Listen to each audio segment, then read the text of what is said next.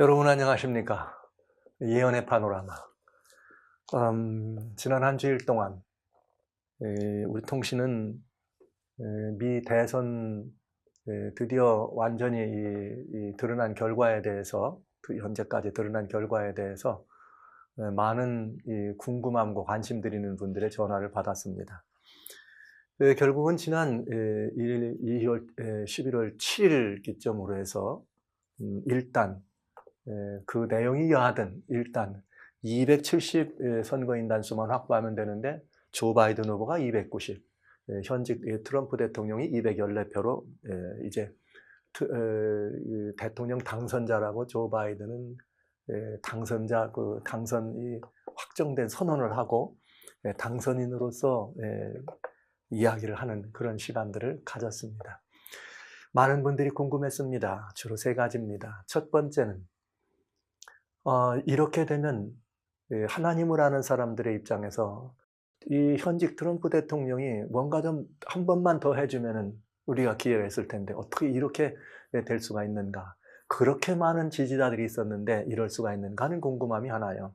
두 번째는 조 바이든 후보가 이렇게 대통령이 당선됐는데 너무나 많은 곳들에서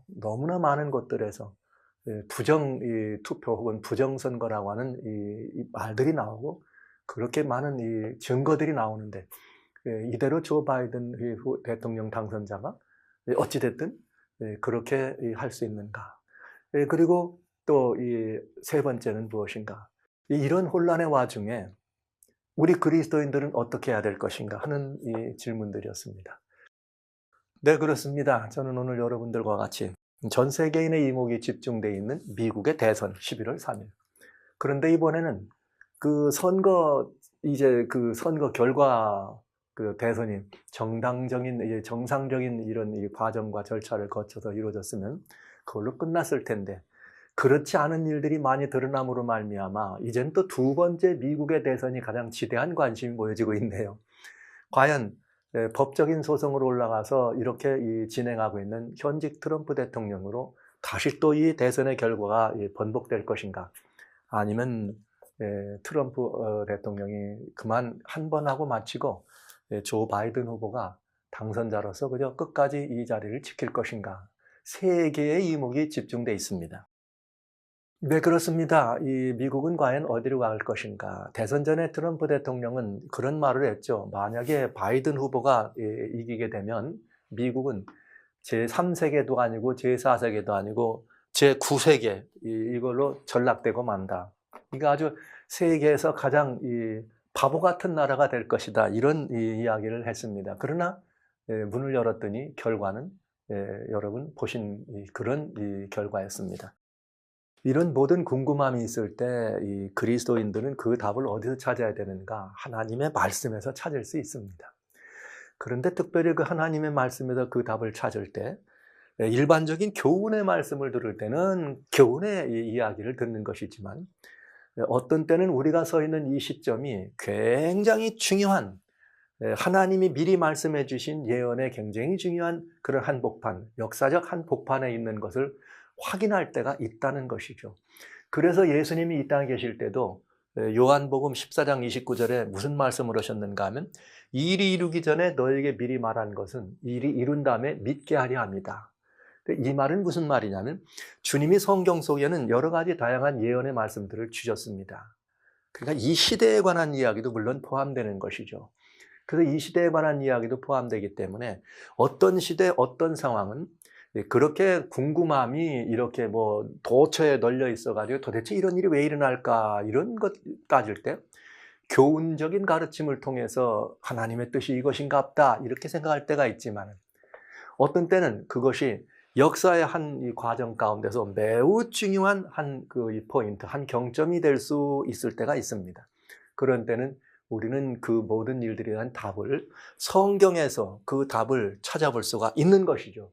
그런데 그런 답은 성경에 어디에 있느냐? 예언이라고 하는 곳에 있다. 이런 말씀입니다. 예수님께서 계실 때도 예언을 하셨고 물론 구약 성경에도 예언이 많이 들어 있습니다만 신약 성경 가운데는 예수님의 십자가 이후에 부활하시고 승천하신 이후에 역사의 대결을 설명해 주신 요한계시록이 있습니다. 근데 오늘날 이 시대를 한번 이렇게 바라보면서 과연 그 요한계시록은 이 시대에 대해서 침묵하고 있을까? 여러분 어떻게 생각하세요? 그렇지 않겠죠. 왜냐하면 요한계시록의 마지막 장이 22장인데 22장에 보면 이런 말이 있어요. 또 그가 내게 말하기를 이 말은 신실하고 참된지라. 예수님의 계시가 요한계시록입니다. 그런데 이 계시에 대해서 그 결론이 뭐냐? 이 계시의 모든 말은 신실하고 참된지라. 진짜다 이 말이에요. 곧 선지자들의 영이 하나님이 그의 종들에게 결코 속히 될 일을 보이시려고 그의 천사를 보내셨도다. 보라 내가 속히 오리니 이 책의 예언의 말씀을 지키는 자는 복이 있다. 이렇게 돼 있네요. 그러니까 이건 무슨 말인가? 요한계시록의 내용들은 정말 진실되고 참된 것이고 그것은 어떤 일이냐? 결단코 이루어질 일을 보여주신 것이다. 그러니까 이런 일들이 이루어지는데 이건 계시록의 마지막 부분에 그렇기 때문에 요한계시록의 말씀을 잘 살피고 계시록에 있는 말씀을 잘 읽고 듣고 그 가운데 기록한 것들을 잘 붙들고 있는 것. 뭐 지킨다고 하는 말은 그걸 정말 잘 붙들고 그 계시의 내용이 그러한가 하여 살피는 그런 모습들을 우리가 이해할 수가 있는 것이죠. 그들에게는 복이 있다. 이렇게 말씀하십니다. 이렇게 해서 예언의 말씀을 지키는 자가 복이 있다. 그러니까 여러분 오늘 혼란한 이 시대를 바라보면서 우리가 그 답을 찾으려면 요한계시록이라고 하는 이 성경을 통해서 찾아본다면 그건 아주 분명한 답을 얻을 수가 있게 될 것입니다. 왜냐하면 결코 실현하지 않으시는 주님께서 속히 될 일을 보여주셨다. 이 마지막 부분에 관한 이야기니까 오늘날 이 시대와 밀접한 관계가 있다고 하는 것을 우리는 알게 됩니다. 요한계시록은 크게 두 부분으로 나눠져 있어요. 요한계시록은 1장부터 11장까지는 이렇게 역사적으로 성취돼 내려왔던 일들을 계시의 내용과 맞춰보면 정확하게 맞춰볼 수가 있습니다. 중간에 12장은 이 앞에 전반부와 후반부를 연결해 주면서 지나가는 모든 일들과 있을 일들에 관한 이야기를 이렇게 요목해서 말씀해 주시면서 12장부터 이제 마지막 22장까지는 마지막 시대에 관한 즉 종말적 예언이 이렇게 들어 있습니다. 그래서 꼭 그냥 구분을 한다면 1장부터 11장까지는 역사적 예언이다. 즉 수평적인 계시가 이렇게 진행되고 하는 역사 속에서 흘러내온 것이다. 그런데 이 12장부터 22장까지는 그 역사의 마지막 부분, 즉 종말의 시대 말세라고 말하는 요한계시록이 굉장히 중요한 이 경점으로 얘기하고 있는 예수님의 다시 오심과 관련되어 있는 그 마지막 예언을 종말적 부분이다. 그런데 그것은 12장부터 22장까지 들어있다. 이렇게 우리는 요한계시록을 읽을 수가 있겠습니다. 그러면 우리는 뭘 봐야 되겠어요? 11장 이전에 있는 부분이 아니라 12장부터 있는 뒤에 부분을 보면 오늘 우리 시대의 것을 알 수가 있게 되죠. 여기에 저는 이미 이 비밀의 문 요한계시록을 여러분 앞에 같이 자연스럽게 읽어가면서 지난번에 말씀드렸습니다만 요한계시록 13장에 관한 부분을 3번, 4번, 5번에 걸쳐서 4번에 걸쳐서 여러분들에게 말씀드렸습니다. 그래서 자세히 알기를 원하시면 비밀의 문 요한계시록을 한번 들어보시면 여러분이 좋겠다 생각이 들고요. 여기 오늘 저희들이 나눠야 될 얘기를 여러분에게 이제 잠깐 이 선거와 관련돼서 이제 앞으로 향후 향방을 살피는데 아주 중요한 우리의 이 깨우침을 받을 수 있는 부분만을 여러분에게 단순하게 말씀을 드리려고 합니다. 요한계시록 13장은 종말의 시대에 대한 이야기를 시작하는데 짐승에 대한 이야기가 나옵니다. 성경에는 늘 짐승이라고 하는 말은 일반적인 짐승이 있을 때, 그 다음에 어떤 짐승들은 하나님께서 벌로 뭐 이렇게 사나운 짐승이 나타나서 하나님의 심판의 매로 짐승을 사용되는 것 외에는 짐승은 나라나 왕들을 의미하는 것으로 다니엘서와 계시록은 설명해주고 있습니다. 특별히 다니엘 7장에 보면 내 짐승이 나오는데 짐승은 내 나라 혹은 내 왕이다. 근데 그 짐승이 뿔이 있을 때는 뿔도 역시 왕이나 혹은 나라들을 의미한다. 이런 것들을 우리는 보게 되죠. 그런데 이상하게 요한계시록 13장에는 한 짐승이 나옵니다. 7머리 10뿔 가진 짐승인데 사자의 머리를 가진 짐승이에요. 어디서 올라오느냐? 바다에서 올라옵니다. 바다에서. 잘 보세요. 바다에서. 그런데 이 짐승은 7머리가 있는데 7머리니까 이 짐승이 나라를 의미하는 거고 머리나 뿔들도 나라나 왕들을 의미한다 그랬으니까 그런데 머리 하나가 상하여 죽게 됐다. 그러니까 7머리 중에 머리 하나가 상했단 말은 이 짐승이 이제 그 세력을 잃고 죽게 되는데 그 연유는 머리 하나가 상하여 죽게 되더라. 이런 이야기가 13장 1절부터 10절까지 들어 있습니다. 그럼 이게 짐승이 사라지고 나면 성경은 그 다음엔 어떤 짐승이 나올까? 즉 이 말은 역사의 다음 뒤편에는 어떤 세력이 등장하느냐? 이번에는 양처럼 계시록 13장 1절에는 어디서 짐승이 올라오느냐면 먼저 짐승은 바다에서 왔다면 양처럼 올라오는 두 뿔 가진 이 짐승은 땅에서 올라옵니다. 바다에서 올라온 짐승과 땅에서 올라오는 짐승이 이게 두 개가 나눠져 있어요. 근데 양처럼 올라왔다 이렇게 설명하네요. 그런데 이 짐승은 두 뿔이 있습니다. 그런데 여러분 보시죠. 양처럼 올라왔는데 뿔은 나라들을 의미한다 혹은 왕들을 의미한다 이렇게 아까 잠깐 말씀드렸습니다. 성경 예언과 계시의 이 해석을 하나님이 직접 해주신 부분에 그렇게 설명되어 있어요. 그러니까 저희는 실수하거나 실패할 이유가 없죠. 다니엘 7장, 다니엘 8장에 그렇게 설명되어 있습니다. 그리고 요한계시록에도 이제 우리는 그 얘기를 알 수가 있는 것이죠. 제가 일방적으로 그냥 말씀드리면 안 되니까. 그런데 이 짐승은 두 뿔이 있어요. 그러니까 이 나라는 두 개의 성격이 있는 나라들로 나누어지든지, 왜냐하면 다음 짐승이 없다면 망하는 것이지만 이 짐승이 마지막이라면 나눠지는 것으로 두 뿔을 나눠볼 수가 있겠네요. 그런데 그 모든 것들을 알 수 있는 이야기는 양처럼 일어났지만 용처럼 말하더라. 그러니까 이 짐승의 첫 번째 뿔은 양 같은 사역을 이루는, 양 같은 역사를 이루는 나라였다면 두 번째 뿔은 용 같은 일을 할 거다. 그런데 우리는 계시록 13장을 풀어갈 때 먼저 짐승은 중세에 이렇게 타락한 기독교가 돼서 전 세계를 장악했던, 흑암의 권세로 장악했던 긴 시대, 아주 긴 이 1000년 이상의 시대를 장악했던 타락한 교권 시대다. 이렇게 우리는 바티칸을 중심으로 했던 그 시대인 것을 우리는 분명하게 역사 속으로 알 수가 있고요.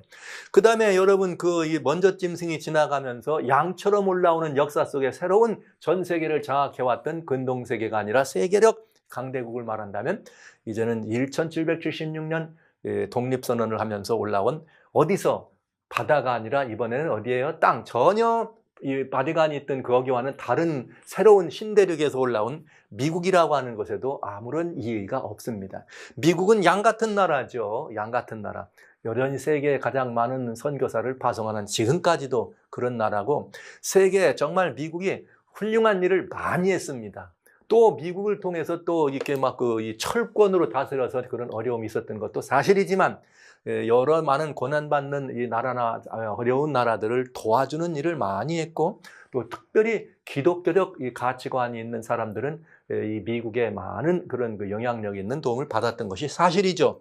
그러나 그렇게 되길 원치 않지만 성경은 이 나라가 용처럼 된다. 용은 성경에 계시록 12장에 말씀하시기를 사단이라 그랬습니다. 어둠의 세력이다. 그런데 성경은 여기서 끝나지 않습니다. 먼저 짐승이 중세를 그렇게 장악했던 소위 바티칸이라고 했던 먼저 짐승으로 상정된 짐승이 머리 하나가 상하여 죽게 되는데 그 머리는 사자머리라 그랬어요. 근데 그 사자머리가 2015년도에 자체에서, 바티칸 자체에서 교회에다가 거대한 사자상을 프로젝트하면서 다시 뭐하는, 전 세계를 호령하는 이 파워 그룹으로, 파워 세력으로 등장했다는 것을 세계인이 알 수 있도록 프로젝트하는 것을 알 수 있는 정확한 성경의 성취인 것을 우리는 알게 된 것이죠. 왜 교회가 사자를 프로젝트하겠어요? 양을 프로젝트하든지 뭐 이런 것들을 하면 더 좋았을 텐데 말이죠. 그죠? 그러니까 이거는 성경 예언이 이렇게 정확하게 성취되고 있다는 것을 우리들에게 보여준 것이 분명하다고 하는 것입니다. 이렇게 해서 죽게 된 상처가 나오면 온 땅이 이상히 여겨서 이 짐승을 따른다. 그렇게 돼 있습니다. 온 땅이 이상히 여겨 그 짐승을 따른다. 그런데 아까 나온 짐승, 두 번째 나온 짐승 가운데 먼저 짐승의 뒤를 이어서 양처럼 나왔는데 용처럼 말하더라. 용이라는 것은 하나님을 대적했던 사단의 정신이죠. 그런데 요한계시록에는 그 이후에 또 다른 짐승이 하나 더 나옵니다. 네, 그것이 어떤 짐승이냐? 이번에는 광야에서 올라오는 짐승이 있습니다. 요한계시록 17장에 나오는 이야기죠. 먼저 짐승은 바다에서 나왔습니다. 두 번째 짐승은 땅에서 나왔습니다. 근데 세 번째 짐승은 여기 또 하나는 뭐냐면 계시록의 세 번째 짐승은 광야에서 올라옵니다. 그런데 이 짐승은 7머리 10뿔을 가진 짐승입니다. 그리고 이 짐승은 이렇게 한 여인을 실었습니다. 여러분, 그럼 이건 굉장히 의미하는 바, 굉장히 그 의미하는 바, 시사하는 바가 크죠. 자, 그러나 우리는 이미 성경을 해석하는 방법을 말씀드렸으니까 쉬워요. 짐승은 나라들이라고 말했어요. 그러니까 여기 10뿔 가진 짐승, 7머리 10뿔 가진 짐승이 아까 바다에서 올라온 짐승도 7머리 10뿔 가졌는데 이 짐승도 7머리 10뿔을 가졌다. 뭔가 유관하겠죠. 뭔가 연관성이 있죠. 그런데 이 짐승은 뭘 태웠느냐? 여기 이 자줏빛 옷을 입은 한 여인을 태웠습니다. 성경은 말하기를 음녀다 이렇게 말했습니다. 정결하지 않다는 얘기죠. 성경을 해석할 때는 여인들의 비유를 이야기할 때는 종교적인 거, 하나님과 우리와의 관계에서. 그럼 정결한 여인은 하나님과 바른 관계에 있다는 뜻이고 음녀는 하나님을 떠났다는 얘기가 되겠죠. 타락한 여인. 음녀가 누구냐? 여기는 그저 이렇게 타락한 여인, 정결하지 않은 여인이었습니다. 그러니까 이 짐승과 음녀가 짐승을 탔다고 하는 말은 종교가 정치와 어떻게 했단 말이에요? 합동됐다. 이렇게 보면은 정확한 답이 나오는 거죠. 그러면 여러분, 마지막에 이 짐승이 올라오는 것이 광야입니다. 광야는 바다가 아니죠. 어디를 말하는 거예요? 땅이죠. 그러니까 여러분, 이 짐승이 나타난 곳, 이것을 계시록 13장에서는 결국은 먼저 짐승과 두 번째 짐승이 합동돼 가지고 용으로부터 권세를 받은 먼저 짐승이나 양처럼 올라왔지만 용처럼 말하는 두 번째 짐승이 하나는 정치적인 것으로 하나는 바티칸이라고 하는 종교적인 것으로 합동되면 이런 무시무시한 모습이 나온다. 무시무시한 모습이 나온다. 그러나 이 무시무시한 모습이 중요한 게 아니에요. 보시죠. 계시록 17장 1절에는 7대접을 가진 7천사 중 하나가 와서 내게 말하되 오라 많은 무리에 앉은 큰 음녀에 받을 심판을 내게 보이리라. 계시록 17장 15절에 많은 물은 민족과 백성과 방언이다. 즉 많은 열국들, 세상의 모든 백성들을 의미하고 있습니다. 그러니까 이 말은 무슨 말이냐면 이 음녀가 세상의 만민 후에 좌정했다 이런 뜻을 볼 수가 있는 것이죠. 뭘 등에 업고 정치적 국가적 세력을 등에 업었다고 보면 틀림이 없는 이야기입니다. 그런데 여기 성경은 뭐라 그랬는가? 이제는 받을 심판을 보이라. 결국 이 음녀는 뭘 받는다는 거예요? 심판을 받겠다 하는 얘기죠. 그런데 이 심판이 어떤 심판이냐? 계시록 17장에 7대접이라고 하는 표현이 들어있습니다. 이 7대접이라고 하는 것은 요한계시록 16장에 7재앙을 담은 천사들 중에 하나인 것을 우리들에게 보여주지요. 그러니까 7재앙을 받았다 이렇게 말하는 것은 역사상 마지막 하나님께서 마지막으로 계시록 15장과 16장을 보면은 마지막으로 하나님을 대적하고 하나님을 유린하고 하나님의 백성들을 대적한 그 세력에 쏟아주는 하나님의 직접적인 심판입니다. 재앙입니다. 그것을 7재앙이라고 말했습니다. 그런데 그 7번째 재앙은 언제 떨어지는가? 정치와 종교가 합동된, 여기 보시죠. 자, 이 여인이, 짐승을 타고 있는 여인이 심판을 받는다. 그러니까 이 심판을 받는다고 하는 말은 이때는 언제냐? 정치와 종교가 어떻게 됐다는 거예요? 합동돼서 만민을 다스린다 이 말이죠. 와우. 그럴 때 뭐가 온다? 최후의 7재앙이 온다. 그러니까 여러분, 이번 우리가 봐야 되는 이야기는, 우리가 이번에 깨달아야 될 이야기는 요한계시록이 말하고 있는 이런 예언의 상징으로 준 이 예언이 지금 정확하게 성취돼 가고 있는 과정에 있다는 것을 우리는 알 수 있는 거예요. 그래서 어디로 가느냐 보시죠. 성령으로 나를 대고 어디로 가니라? 광야로 가니라. 광야는 바다예요? 땅이에요? 땅이지요. 그러니까 바다에서 나온 짐승과 땅에서 나온 짐승이 있는데 결국은 바다에서 나온 짐승과 땅에 나온 짐승이 합동돼서 이것이 어디예요? 땅에서 나온 짐승과 합동돼 가지고 정치와 종교가 연합되고 합동되는 것을 보여줬다. 즉 바티칸과 미국의 합동을 말해주고 있는 것입니다. 그렇게 되면은 이 여자가 나오는데 이 여자를 뭐라고 말했느냐?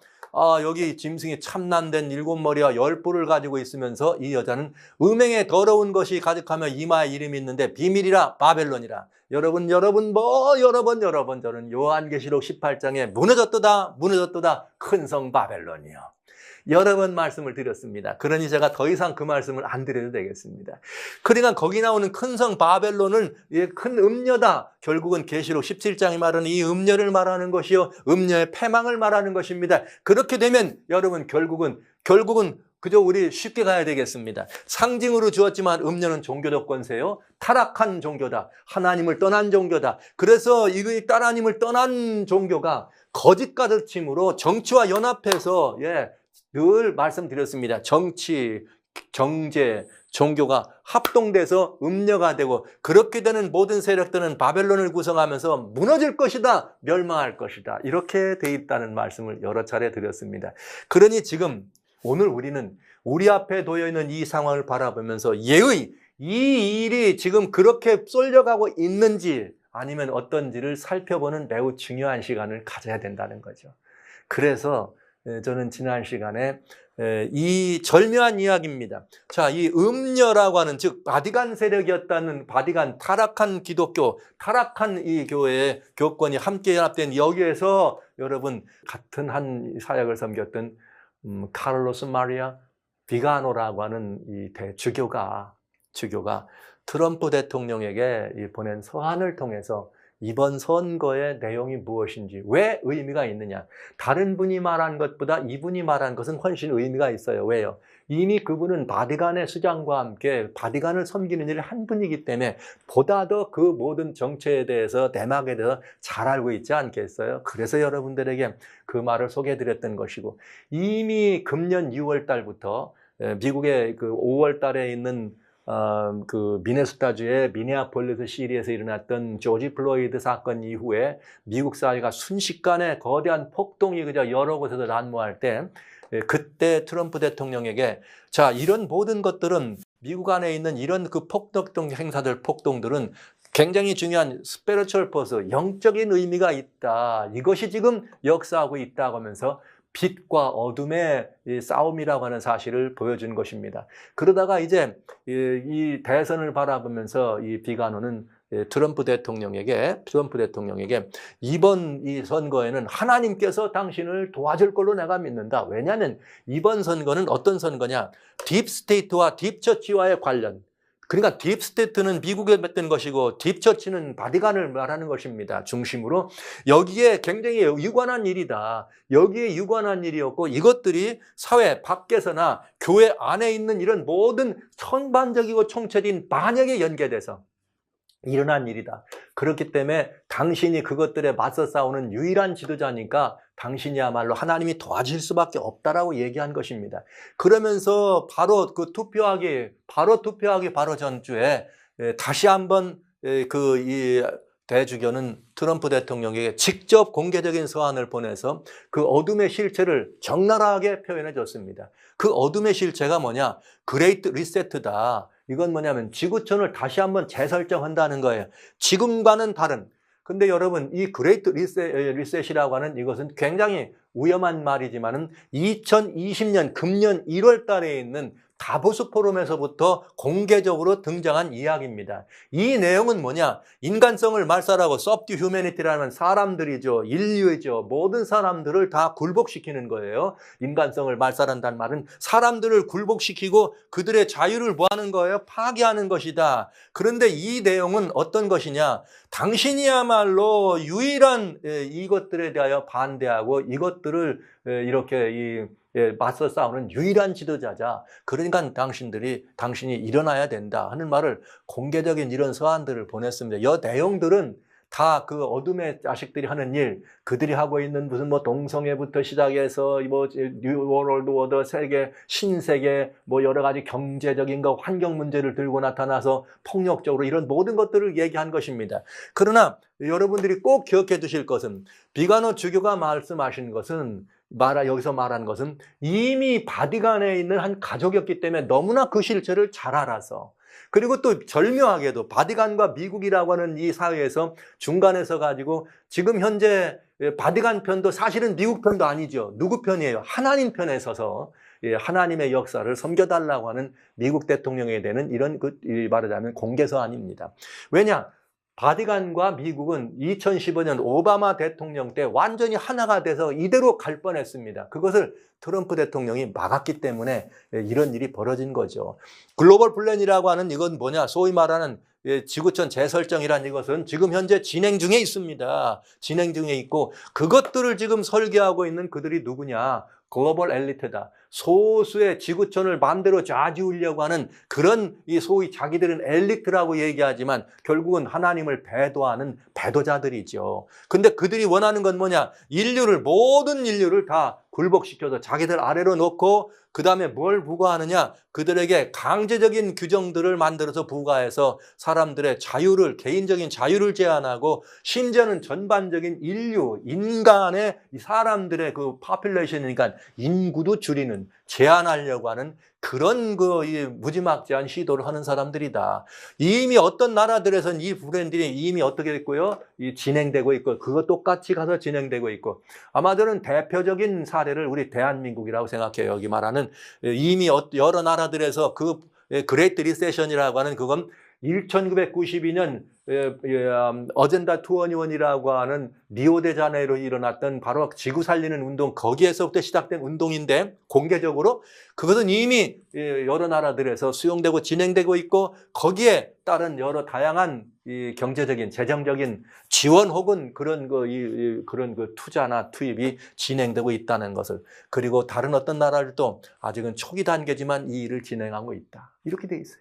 여권이나 이 전자 이런 그 신분증을 통해서 그 사람들은 전체적인 모든 세계죠. 인타이어 월드라는 말은 모든 세계의 그런 인구들이 여권이나 아니면 전자 신분증을 통해서 그들이 어떤 일을 해 나가는지를 다 감시할 수 있는 그런 시스템을 만들기를 원하는 사람들이고, 만약에 그것들을 받아들이지 않으면, 그런 규정들을 받아들이지 않으면 그들은 다 어떻게 된다? 구류되거나 이렇게 구속돼서 집단적인 그런 말하자면 중국이 하고 있는, 지난 시간 말씀드렸습니다. 신장 우구르 사람들 갖다 막 집어넣고 구류하고 있는 그런 거나, 아니면 집에서 가택연금이든지 혹은 그런 이런 그 삶의 자유를 망쳐가는, 파괴하는 그런 일을 할 것이다. 누가요?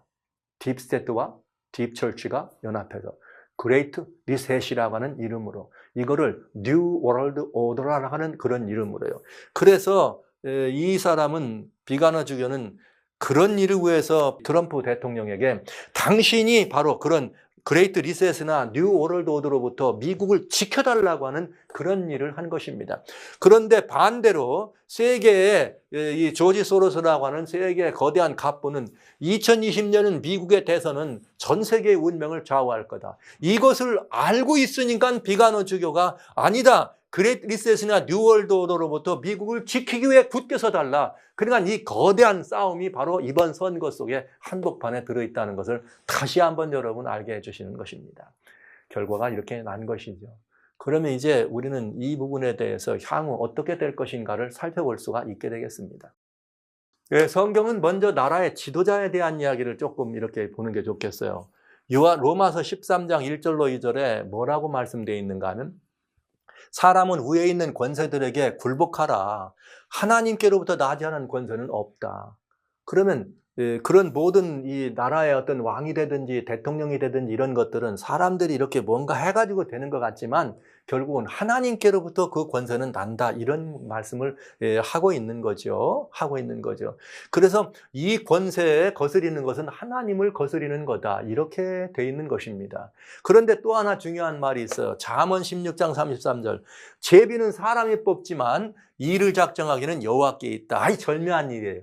구약 당시에 이스라엘 사람들은 무슨 일이 있고 누구를 선택하려면 전부 나와가지고 족장별로 나와가지고 제비를 뽑았습니다. 그래서 그 제비가 뽑히는 사람이 당첨되면 그가 때로는 이 하나님의 쓰임새에 있는 인물이 되기도 하고, 아니면 거기 모든 사람들을 잘못되게 이끄는 소위 아간의 범죄라고 하는 그런 범죄와 같이 잘못된 죄인으로 선별되기도 하고, 그런 것들을 우리는 보게 됩니다. 자, 이제 우리는 이 두 말씀을 잘 생각하시면서 이번 선거에도 분명히 하나님이 개입하시기를 저희는 간절히 소원합니다. 왜요?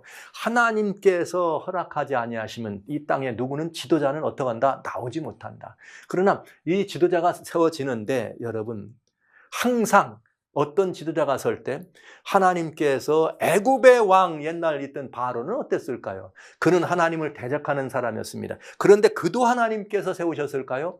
그러면요. 그도 악한 사람은 악한 날에 그 악한 그 일을 위해서 그 하나님께서 그를 그렇게 허락하신다는 것을 우리는 알게 됩니다. 그런데 이번에 여러분 대선을 보면서 정상적인 절차와 과정이었는지 부정적인 절차와 과정이었는지는 지금 조사 중에 있습니다. 결과가 드러나게 될 것입니다. 어떤 형편이든 우리는 하나님께서 이 역사를 주관하실 수밖에 없다는 사실을 믿습니다. 그리고 그렇게 해주시기를 소원하는 것이죠. 사람이, 이 말을 요즘 말로 바꾸면 사람이 투표는 했다. 그러나 그 일을 작정하기는 여호와께 있느냐, 이렇게 볼 수 있겠어요. 그래서 대선 이후 미국의 행방에 대해서 우리는 이런 생각을 해볼 수 있습니다. 자, 바이든 새로운 대통령이 될까? 아니면 트럼프 재선한 대통령이 될까? 아니면 그 이후에 미국은 어떤 방향으로 흘러갈까? 이것이 우리들의 매우 관심의 중심이 되는 제목입니다. 그러나 이미 저는 계시록 13장과 계시록 17장에 그런 역사가 예비되어 있다. 하나님이 미리 말씀해 주시고 있다. 그러면 지금 우리는 계시록 17장에 나오는 음녀와 그 이 타락한 짐승과 함께 합동되는 시대가 돼가지고 하나님을 대적하는 마지막 글로벌 리셋, 뉴 월드 오더, 이런 모든 것들은 마지막 7 재앙이 내리기 직전에 그들이 하나님을 향한 배도거든요. 그런 그 배도가 이루어지는 일을 할 것이냐, 아니면 하나님께서 한 번 더 조금만 더. 예. 우리 트럼프 대통령에게 기회를 주셔서 정말 이 하나님의 그런 이 백성들에게 무엇인가 마지막 때를 위하여 준비할 시간을 줄 것인가. 이 부분에 대해서 여러분들이 어떻게 생각하실는지 저는 이제 이 상황들을 보면서 한번 살펴볼까 합니다. 이미 지난 7일부터 이미 이제 조 바이든과 카말라 하리스라고 하는 부통령 후보가 이미 그들은 당선이 됐다고 선언을 합니다. 처음으로 당선자 선언을 하게 된 것이죠. 그리고 이 부분이 미국의 이런 모든 것들을 이끌어갈 거라고 벌써 주류 언론에서는 이들의 이제 무슨 건강보험 정책, 외교 정책 뭐 이런 거에 대해서 벌써 그냥 계속 도배를 하고 있어요. 주류 언론에서는. 그래서 이 까말라 하리스 같은 부통령은 친이슬람 정책을 쓰는 사람이고, 이 사람은 굉장히 말하자면 소셜리스트, 미국에 아주 앞장서 있는 이 소셜리스트라고 여러분 잘 알려져 있는 사람이죠. 조 바이든 대통령, 당선자라고 발표한 이분. 그렇게 해서 이 모든 민주당의 기수가 돼가지고 미국을 이끌어가겠다고, 미국을 다시 새롭게 연합하고 새로운 미국을 만들겠다고 얘기했습니다. 대통령 당선자가 선언돼서 내가 이제 인수위원회를 꾸미겠다 그랬더니, 여러분 지금 현재 있는 소위 한국으로 말하면 총무처 장관이죠. 총무처 장관이 말하기를 아직 확정되지 않았다고, 헌법적 절차에 따라서 당신들의 모든 필요한 것들을 인수위원회를 구성하고 인수위원을 지원해야 되니까 그렇게 하겠다고. 그래서 인수위원회를 만들고 거기에 지원한 모든 정보를 달라 그랬더니 총무처 장관이 No, 아직은 당신이 대통령 당선자가 아니라고 이렇게 말하네요. 벌써 조짐이 좀 이상합니다. 그러나 그는 이 분열을 끝내고 이렇게 국민의 승리다 이렇게 얘기를 한 것입니다. 그러면서 세계의 지도자들 제1번 이 소리를 듣자마자 가장 먼저 축하 메시지를 보낸 건 독일의 메르켈 총리죠. 바이든을 선택해서 함께 일하기에 기대된다. 미국 트럼프 대통령하고 삐걱삐걱 했거든요. 그러면서 전 세계에서 갑자기 유럽 쪽을 중심으로 전 세계 지도자들이 바이든 대통령과 함께 가겠다, 축하한다 하는 이런 메시지를 보냈습니다. 이게 7일 날 메시지들을 보낸 것입니다. 그러면서 조 바이든 대통령의 당선자가 대통령이 확정된 것으로 그냥 몰아가는 분위기가 이렇게 있는 거죠. 계속 몰아가는. 그 다음에 정치권은 그렇다, 세계 정치는. 그러면서 이번에는 뭐가 나왔느냐. 왜 바티칸에서 대답을 안 했는지 모르겠어요. 대신 미국에 있는 주교단입니다. 미국에 있는 주교단에서 2020년 대통령 선거에서 어떤 일을 했느냐. 자, 우리는 조 바이든 후보가 대통령 당선된 것을 축하합니다. 그러면서 당신은 두 번째 미국의 천주교 캐톨릭의 대통령입니다. 이렇게 선언합니다. 그랬더니 이 비가너 주교가 그렇게 선언한 주교단을 향해서 무슨 소리냐? 그가 무슨 캐톨릭 대통령이냐? 캐톨릭 대통령이라고 하는 그렇게 선언한 거에 대해서 아직 그렇게 하지 말라. 아직은 그렇게 하지 말라. 그렇게 막아서는 이런 일들을 보게 됩니다. 그리고 이렇게 이 주류 언론들은 이제 드디어 대통령 조 바이든 대통령의 당선 사실들을 확정돼가는 그런 일색으로 지나가고 있고요. 그러나 실제 여기에 당선 선언을 했지만 그 다음 날 월요일 날입니다. 월요일 날 아직도 여기에 이 경합주들에서 이 투표가 이미 그렇게 나 있지만은 새로 재검표를 하고 재검표를 하기 때문에 아직 확정된 것은 아니라고 그렇게 말을 하고 있는 것이죠. 그래서 아직 대통령 선거는 끝난 것이 아니다. 그리고 뭐라고 말하는 거예요? 트럼프 이 대통령 진영에서는 우리가 이길 수 있다. 막 이렇게 말하네요. 그러나 모든 언론들은 모든 주류 언론들은 당선자 여기 이 바이든에게 면류관을 씌워주기 위해서 아주 정말 혼신의 힘을 기울여서 바이든 당선자, 프레지던트 일렉트, 바이든 당선자를 얘기하면서 그의 모든 정책들이나 그의 모든 향후 방향들에 대해서 지속적으로 그런 일을 합니다.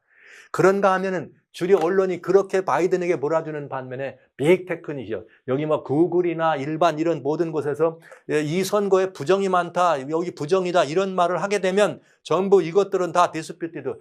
문제가 많은 거다. 하지 말라. 말하자면 노란 딱지를 붙이는 거와 똑같이 그거는 올리는 것을 트위터나 이런 데 올리면은 이렇게 대통령이 올려도 아니다. 우리는 다시 재검표를 한다. 이런 말을 하면 그런 말 하는 거, 선거 사기, 선기 부정이 있다고 말하는 그런 것들은 전부 다 문제가 있는 이 표현들이다. 아직 그런 것들은 이렇게 하지 말라 이런 말이죠. 트위터나 이런 데서 올려주지 않는 것이죠. 그러나 그럼에도 불구하고 분명히 이번 선거나 이번 투표에는 분명히 이 불법적이고 부정한 이 투표 사기가 있었다 이렇게 얘기합니다. 그래서 이런 이 투표 사기는 실제 아주 사실이다 이런 이야기들이 오가면서 문제가 됐습니다. 그런데요, 이게 이렇게 볼 수밖에 없는 중요한 이유가 여기 이 사법감시 연구하는 것이에요. 사법감시, New Judicial Watch 사법감시 시스템입니다. 근데 10월 16일이면 아직도 투표가 진행되기 벌써 보름보다도 훨씬 전이죠. 2주, 한 3주 전 되는 건데 재밌는 말은 29개 주에서 353개의 카운티에서 29개 주 안에 있는 353개 카운티에서 유권자 등록을 하는데 유권자 수가 100%가 넘었다. 이렇게 돼 있어요. 와우, 이게 이상하죠? 유권자가 어떻게 100%가 넘을 수 있습니까? 그러니까 이 말은 현재 살아서 유권자로 활동할 수 있는 사람 외에 이사를 갔든지 아니면 다른 곳으로 이사를 간 사람을 빼질 않았든지 아니면 살아있지 않은 사람을 올렸다는 얘기밖에 안 되는 거죠. 유권자 등록으로. 그러니까 이것이 뭔가 틀림없이 잘못된 그야말로 불법적이거나 부정한 방법이었다는 것은 이미 선거 전에부터 이런 말이 나와 있는 거죠. 그러니까 누구라도 생각할 수 있는 거죠. 그래서 대표적인 보수 농교라고 하는 마크 루빈이라고 하는 그 사람은 뭐라고 말했느냐. 이런 것들을 보고도 트럼프 대통령이 만약에 거기에 그야말로 이의를 제기하고 거기에 이렇게 함께 맞서서 싸우지 않는다면 앞으로 절대로 공정한 선거나 앞으로 민주주의의 공정한 선거는 있을 수가 없다. 그러니까 이번 선거는 어떻게 된다는 거예요? 반드시 다시 뭐 해야 된다는 거예요? 살펴봐야 된다. 왜냐? 11월 3일 날 선거가 끝나고 그날 밤 12시경이 조금 되기 전에 이미 미국 전체에서 현장에서 투표한 사람들이 아주 광범위하게 압도적으로 트럼프를 지지하는 것을 보았거든요. 그래서 트럼프는 이미 확정된 건 아니지만 당선을 확실한다고 하는 그런 이야기를 했었습니다. 그러나 다음 날 새벽부터 우편 투표가 개봉되면서 이 결과가 뒤집어졌습니다. 그래서 아직도 트럼프 대통령은 자기가 패배했다는 그런 불복 선언을 안 한 것이죠. 그러나 오히려 불복 선언하기 전에 무슨 소리, 나는 결코 여기에 그냥 멈출 수 없다. 이런 말을 하는 거죠. 나는 이렇게 내 불복, 나는 떨어졌다. 바이든이 이겼다. 이렇게 하면서 이렇게 내가 이번에 이 선거 결과에 대해서 승복하는 그런 말은 할 수 없다. 이렇게 얘기합니다. 그리고 이 투표가 정말 미국인들에게 공정한 모습으로 될 수밖에 없다고 하는 것을 보여줘야 되지 않는가 하면서 트럼프 대통령이 이번 선거에 부정선거, 부정투표 여러 가지 다양한 그런 증거들을 가지고 거기에 대항하는 것을 보게 됩니다. 근데 실제 이번 투표는 1900년 1월생도 있어요. 여기 제임스 브래들리라고 하는 사람은 유권자 등록이 되어 있는데 1900년이면 지금 120살 먹은. 그러니까 이건 누가 봐도 말이 안 되는 이런 것이죠.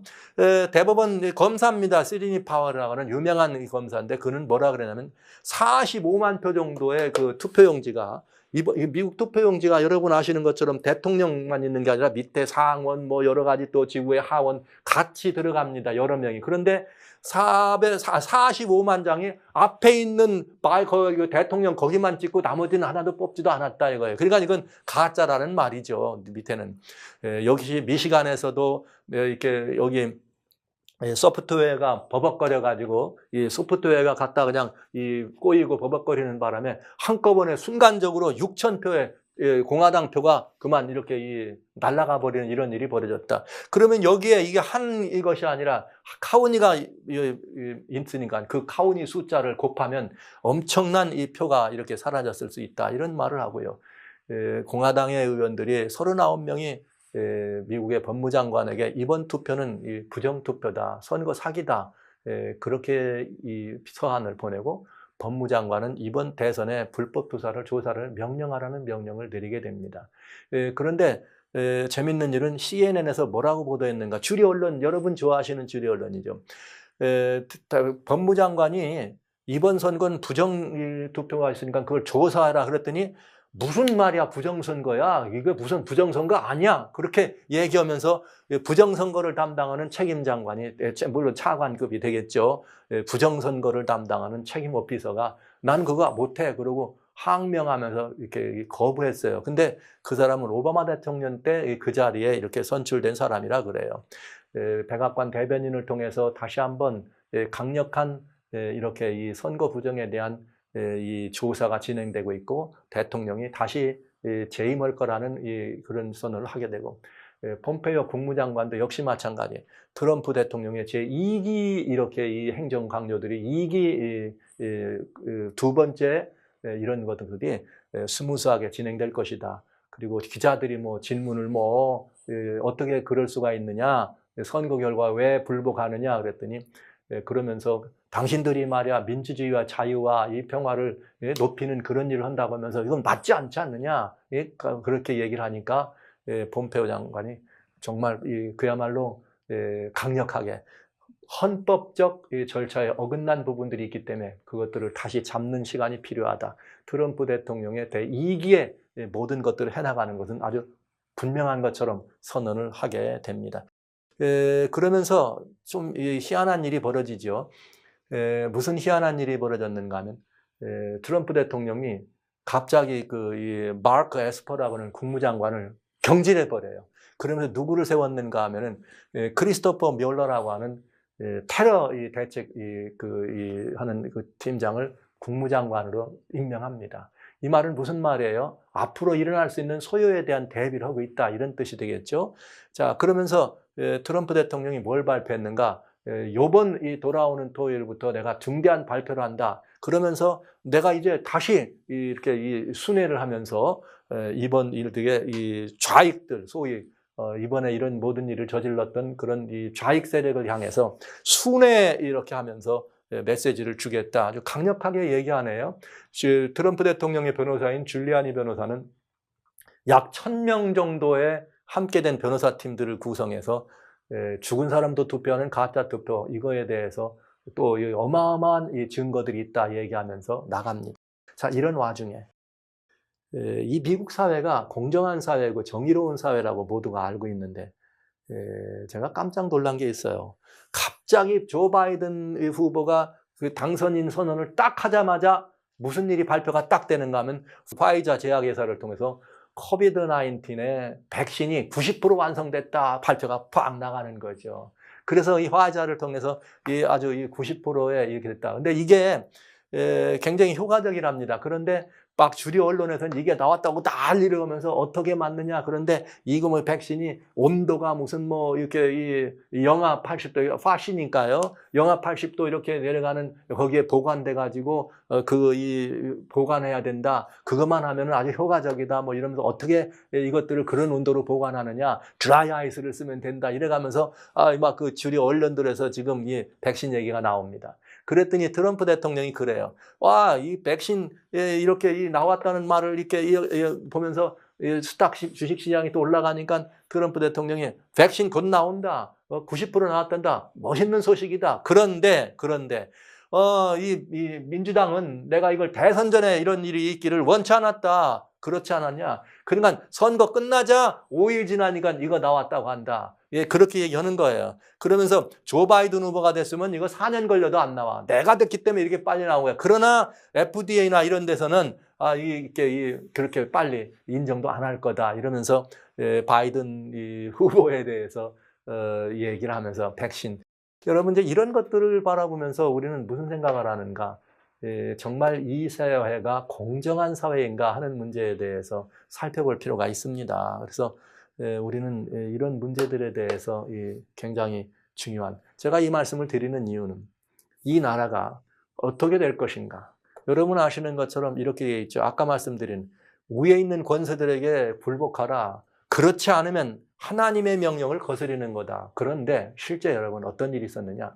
여러분 트럼프 대통령이 됐을 때, 대통령이 이미 2016년 대선에서 됐을 때도 주류 언론 계속해서 트럼프 욕하고 트럼프 아주 반대했어요. 100일 동안 검사 조사에 보면 CNN이나 NBC나 CBS 93%, 91%가 트럼프 대통령에 대해서 부정적인 이런 모든 것들을 발표한 사람들입니다. 그러니까 계속해서 성경대로 말하자면 지도자를 뭐한 거예요? 폄하하고 하나님의 명령을 거스린 존재들이죠. 왜 그랬을까는 여러분 생각되지 않으세요? 그들은 부죽혀가지고 트럼프 대통령 2016년 대선 당선됐을 때 민중들이 나가지고 우리 대통령 아니라고 하고 데모하고 난리 났죠. 저가 있는 캘리포니아에서 대학생들 중에서 우리 대통령 아니라고 행진하고 난리 쳤어요. 이런 일이 있었어요. 그런데 대학 교수들도 금년 1월 달에 대학 교수들도 트럼프를 민주당을 이렇게 지원하고 트럼프를 비하하고 트럼프가 안 된다고 하는 일에 95대 1 정도의 비율로 대학에 있는 교수진들은 다 누구를 지원했냐? 바이든, 민주당을 지원했습니다. 그런가 하면 기업들조차도 이번에 이제 기업들을 통해서 뭐 대선 자금들이 모아지잖아요. 여러분 보시는 것들도 기업들도 편파적으로 이렇게 민주당, 바이든을 지원하는 걸 봐요. 특별히 억만장자들은 지원하는데 그냥 배 이상 이렇게 지원하는 것을 봅니다. 그러니까 트럼프는 계속해서 나라의 지도자였지만은 다양한 계층, 부자들, 기업들, 대학 학문하는 교수들, 주류 전 언론, 미국만이 아니라 유럽까지는 전 세계 언론까지도 트럼프를 깔아내리는데 지난 4년 동안 계속해서 결국 그들은 하나님의 명을 어긴 사람들이죠. 그러다가 이번 대선을 만났으니 어떻게 되겠어요?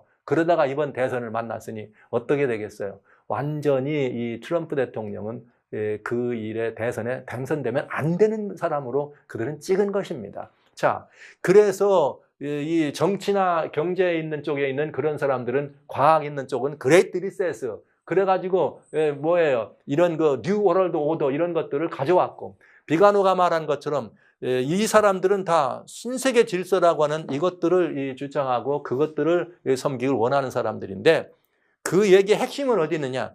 이 통합주의자는 두 가지 종류의 통합주의자가 있어요. 그레이트 리셋이라고 하는 걸 말하는 건 정치와 경제, 소위 글로벌리스트들의 통합입니다. 그런데 또 하나 있어요. 올 브라더즈를 얘기하고 있으면서 또 거기에 새로운 뉴 휴머니즘, 뉴 휴머니티 말하는 이거는 뭘 말했느냐? 영적인 에큐메니즘의 모든 종교가 다 하나 되는. 그러니까 정치, 경제, 과학, 사회, 문화, 종교를 하나로 한다고 하는 통틀어서 뉴 월드 오더라고 하는 이것들을 선언한 것입니다. 그들은 아주 중요한 거죠. 비가노 주교가 한 말이니까 왜? 같이 있었으니까 너무나 잘할 거 아니겠어요? 예수님의 나라를 거부하는 기초 위에, 즉 하나님의 나라가 서는 것은 기대하지 않고 인간적인 이 애씀으로 만드는 그 나라를 지상낙원을 꿈꾸려는 이상을 꿈꾼다 이 말입니다. 뉴 후메니즘, 올 브라더, 뉴 월드 오더, 그레이트 리셋 이건 다 똑같은 말입니다. 새로운 형태의 뉴 커뮤니즘이라는 말을 다시 한번 여러분들에게 말씀드립니다. 이것들이 미국 사회에서도 교황의 가르침대로 그대로 실현되기 위해서 그린 뉴 딜 정책을 내세웠는데 이것들을 해나가기 위해서 그냥 지난 4년 동안 계속 이 일을 진행해 온 것입니다. 트럼프 대통령을 막기 위해서요. 재선을 막기 위해서. 그래서 이번에 완전히 이 친캐토릭 성향의 이 언론에서도 민주당에게 투표하는 것은 악마에게 투표하는 거다. 이렇게까지 이렇게 막으려고 했어요. 여러분 보시기에 누가 이길 것 같아요? 결국 그 배후에는 이 글로벌리스트나 에큐메니스트나 만약 뉴월드의 배후에는 누가 있다? 이렇게 이 바티칸의 총수의 가르침이 있었다고 하는 것을 우리는 알 수가 있습니다. 뭐 분명한 이야기입니다. 누가 이길 것 같아요? 누가? 대법원에서 어떻게 판단할 것 같아요? 이 판단을. 대법원의 결정에 따라서 이 판단을 할 것을 우리는 압니다. 그러나 여러분 이 결정에 따라서 만약에 대법원에서 만약에 이 바티칸의 이야기와 같은 리세트, 그레이트 리셋이나 그린 뉴 딜이 앞으로 가야 될 인류의 희망이다 이렇게 결정한다면 그들은 분명히 지금 당선인을 그대로 밀어주게 될 것입니다. 그렇게 되면 성경은 어떻게 되는가? 우리는 완전히 계시록 17장에 나오는 음녀가 짐승을 타고 있는 그 모습과 똑같은 그런 상황이 되는 것이고 인류는 2020년 10월 11일부터 18일 글로벌 팩트를 시작으로 해서 혼합종교의 탄생과 올브라더즈나 뉴브라더즈나 뉴커뮤니즘이라고 하는 새로운 형태로 모든 인민들을 노예로 삼는 모든 인생은 노예로 삼고 정치와 경제의 중심적인 종교가 합동돼서 모든 사람들은 다 노예화되는 이런 중세의 사회 구조와 똑같은 일이 반복되게 될 것이 분명합니다. 여러분 어떻게 하면 좋을까요? 비가너 주교는 말했습니다. 카톨릭이 지금까지 계속해서 이 일을 해오기 위해서 여러분 케네디 대통령이 첫 번째 캐톨릭 대통령이라 했으니까 그 이후로 본다고 치면 지난 50년 동안 해왔는데 트럼프 대통령이 거기에 대해서 혁명을 일으킨 거라 이거죠. 막았다. 그럼 과연 트럼프 대통령이 이길 수 있을까요? 여러분 어떻게 보세요? 자, 여러분 아시는 것처럼 절묘하게 루스 긴즈버그 대법원 판사가 선거하기에 이렇게 그거 얼마 남겨놓고 돌아가십니다. 굉장히 유명한 분이죠. 이분은 굉장히 유명한 분이에요. 이분은 심지어 어떻게까지 12살 먹은 어린 이 소녀도 어른하고 이렇게 그런 성관계를 맺어도 그건 합법적이다. 그런 법을 만들라고 얘기한 그런 분이에요. 12살 먹은 애들을 갖다가 그런 정도로 완전히 이렇게 소위 진보라고 말할 수 있는 그런 분이었죠. 그런데 죽고 나자마자 대선 전에 아예 여기 이 코니 버레트라고 하는 에이미 코니 버레트라고 하는 이 대법원 판사를 임명합니다. 그런 반대를 무릅쓰고라도 52대 48로 대법관이 임명이 되죠. 자, 이것이 절묘한 신의 한 수일까요? 그래서 트럼프 대통령이 그가 하나님의 말씀 앞에 이 미국을 헌법적 정신을 지킬 수 있는 나라로 해달라고 그렇게 그를 임명했는데 과연 헌법적 정신을 지킬 수 있도록 이번엔 트럼프의 손을 들어주는 일에 일조할까요? 어떻게 될 것 같아요? 많은 기독교에서는 트럼프가 하나님께로 미국을 돌리키는 그런 선두주자라고 그렇게 얘기하기 원합니다. 코로나 바이러스가 회복된 다음에 트럼프는 하나님의 은혜였다 얘기하면서 그때부터 더 공식적인 자리에서나 공개적인 자리에서 하나님을 믿어야 된다. 하나님이 최고다. 그는 말했습니다. 미국은 오로지 하나님께만 무릎 꿇는 나라가 돼야 된다. 이렇게 말한 분이죠. 오직 예수만이 가장 이렇게 유명한 분이다. 가장 이런 분이다 하면서 공개적으로 예수님을 높인 대통령이 되겠습니다. 공개적으로. 자, 어떻게 해요? 그렇게 해서 백악관에 정말 다시 한번 예수 그리스도께서 이 모든 것들을 주관하시는 그런 시간을 주실 수 있을까? 우리 모두는 그런 시간을 받습니다. 우리는 그렇기 때문에 사람이 제비는 뽑으나 이를 작정하기는 여호와께로 나느니라. 어떻게 할까요? 하나님이 이 일을 어떻게 하실 것 같아요? 이 사람들이 지금까지 트럼프 대통령의 재선을 막으려고 온갖 걸 기울여 왔습니다. 그야말로 혁명을 한 것입니다. 혁명을. 무슨 혁명을 했느냐? 공산주의 혁명은 이 피를 흘리는 그야말로 혁명을. 최근에 월남의 패망을 여러 번 말할 때 엄청나게 많은 사람들 그게 뭐 킬링 필드나 이런 데를 말씀하시는 얘기했죠. 그러나 이제는 너무나 이런 이 지혜로운 사람들이, 어둠의 이 자녀들이 제사자녀보다 더 지혜로워서 이제는 그런 거 없습니다. 투표로 이깁니다. 투표하면 이기게 돼 있습니다. 언론을 장악했단 말은 곧 IT를 장악했단 말입니다. IT를 장악했단 말은 절묘한 그런 것들에 그들이 훨씬 더 박사라 이 말이죠. 그러니까 얼마든지 투표만 하면 그들이 세계를 장악할 수 있는 상황이 되는 것입니다. 그러니 하나님께 있다고 우리는 작정하기는 있다는 이것을 믿습니다. 이 말을 믿어야 합니다. 그래서 하나님의 뜻이 이루어지기를 믿어야 합니다. 그러나 이 시대는 어둠이 장악하고 있는 시대입니다. 그러니 그 결과에 대해서 우리들은 정말 어떤 결과든지 굉장히 위험한 이 결과가 있다는 것을 예측할 수밖에 없죠. 바이든이 되는 것을 반대하는 사람들이 있고 그들은 이대로 진행된다면 또 어수선할 것이고 이번에는 트럼프 대통령을 재선을 막았던 아주 극렬하게 재선을 막았던 이런 사람들 그래서 완전히 나라를 폭동에 이렇게 가져가고 그야말로 이 안티파, 파시스트가 이제는 마르크시스트가 돼가지고 미국을 반대하는 트럼프의 재선을 반대하는 이런 운동들이 나왔습니다. 제일 우려되는 것이 뭔가? 여러분, 이 2020년 금년에 이 총기 사고입니다. 총기로 죽은 사람들 사고인데 2019년에는 죽은 사람의 총기 사고로 15,000명이 죽었습니다. 그런데 2020년 금년에는 현재 금년에는 언제까지냐? 10월 달까지 33,000명이 죽는데 뭐 다친 건 빼놓고요. 33,000명이 죽었습니다. 예, 그렇다면 이건 뭘 말하는가? 이렇게 굉장히 더 많은 사고들이 빈번하는 걸 보게 되죠. 이런 폭력적 시대가 다가올 때 그러면 만약에 트럼프 대통령이 재선이 된다면 만약에 다시 재선이 돼서 번복이 될 수 있다면 이렇게 해서 그것이 정말 신의 한 수가 돼가지고 번복이 돼서 재선할 수 있다면 어떻게 될까요? 저렇게 많은 소요 사태를 막기 위해서 트럼프 대통령이 선택할 일은 무엇일까요?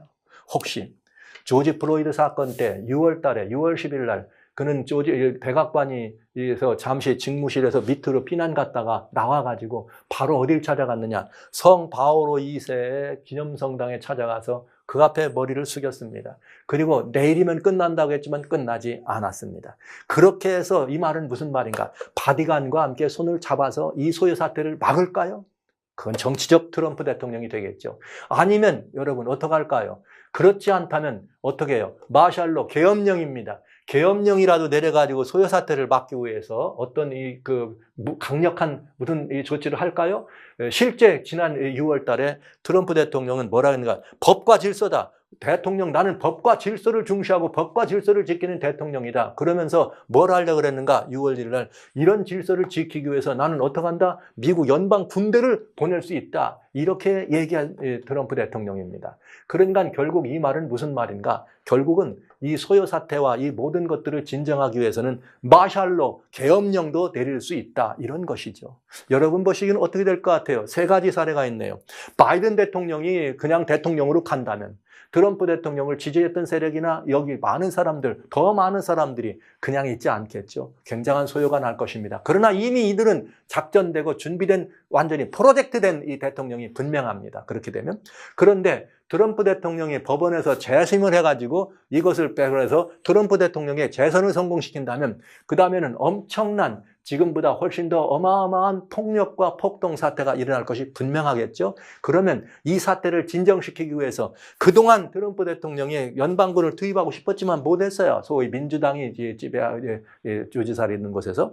그런데 여러분 어떻게 할 것 같습니까? 만약에 계엄령이라도 내린다면 어떻게 될 것 같습니까? 여러분 이런 일이 어떻게 될 것 같습니까? 실제 이 세계 유수한 역사들의 모든 것들을 돌아보고 생각해 보면 그렇게 사회주의 혁명, 공산주의 혁명을 해서 어떤 그 리더십을 잡거나 어떤 주류 언론을 장악하고 난 사람들이 주류 언론을 장악하면 그들이 패배하는 것이 그렇게 쉽지 않았습니다. 대개는 성공했습니다.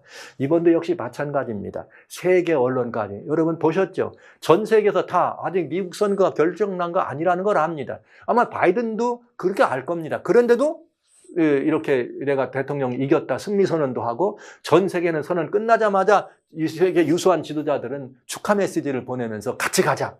여러분 이건 뭘 말하는 것 같아요? 이미 다 하나 되고 한 통속돼 있다. 이렇게 볼 수밖에 없습니다. 과연 이들이 물러날까요?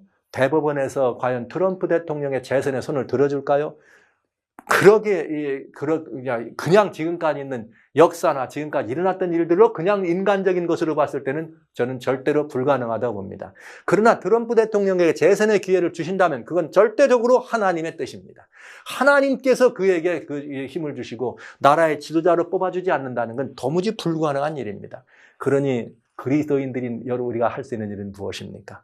그 일에 정의가 살아나고 하나님의 공의가 살아나고 불법적인 것이 이기는 것이 아니라 온전한 것이 이기는 정의로운 사회가 구성되는 이 일을 위해서 진짜 정의로운 사회, 여러분 그린 뉴 딜에서 말하는 정의 사회가 아니라 정말 모든 법과 질서가 살아있는 그런 정의가 일어나기 위해서 정말 그런 일이 일어나려면 여러분의 어마어마한 기도와 여러분의 어마어마한 마음씀이 필요할 것으로 봅니다. 그러나 여러분, 우리는 분명한 사실을 깨달아야 합니다. 그리스도인에게는 이런 상황이 온다면, 그래서 엄청난 그런 소요 사태와 이것들을 막기 위해서 어쩔 수 없이 정치가인 트럼프 대통령이 만약에 됐다고 하더라도 어떤 선택, 바디간과 손을 잡든지 아니면 다른 결도에 간다면 여러분 보시기엔 뭘 선택할 것 같으세요?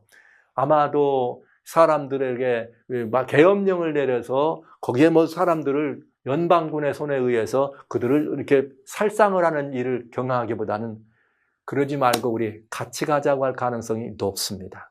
그렇게 되면 여러분 소요나 이 모든 것들을 진정하기 위해서 평화를 위해서 함께 가자고 한다면 결국은 이렇게 가나 저렇게 가나 시간만 조금 더 걸리고 차이가 있는 것이지 바이든 후보가 된 것이나 똑같은 결과, 즉 Great Recession, New World Order, All Brothers, 미국이 말한 그린 뉴 딜 이 정책은 여전히 지속될 수밖에 없다는 사실입니다. 그러면 저는 복음을 가진 목회자로서 여러분에게 이 말씀을 드리지 않을 수가 없습니다.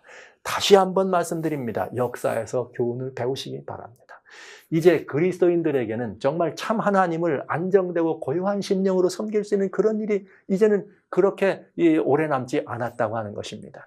어느 날 갑자기 지금 비 온다고 우산 쓰고 나가라고 할 수 있어요? 여러분, 그렇게 할 수 없습니다. 그러니 여러분, 지금은 우리들에게 하나님께서 주신 마지막 이 모든 사건들을 보여주는 것은 이제 이렇게 진행되는 것은 우리로 하여금 바라보고 뭐하라고 믿으라고, 일이 이루어지기 전에 미리 말한 것은 이루어진 다음에 보고 믿으라고 주신다고 저는 분명히 말씀드렸습니다. 그러니 성도 여러분, 형제자매 여러분, 지금 우리는 매우 심각한 시대에 서 있다는 사실을 다시 한번 여러분 확인하시고 트럼프 대통령의 재선을 위해서 마음 쓰고 기도하며 안타까워하는 이것만이 중심이 아니라 그리 아니할지라도 우리는 어둠에 관영한 이 시대에 빛의 자녀보다 어둠의 자녀가 더 지혜롭다는 것을, 더 교묘하다는 것을 여러분 인정해야 할 때가 있습니다. 이번 선거를 보시면 알 수 있잖아요.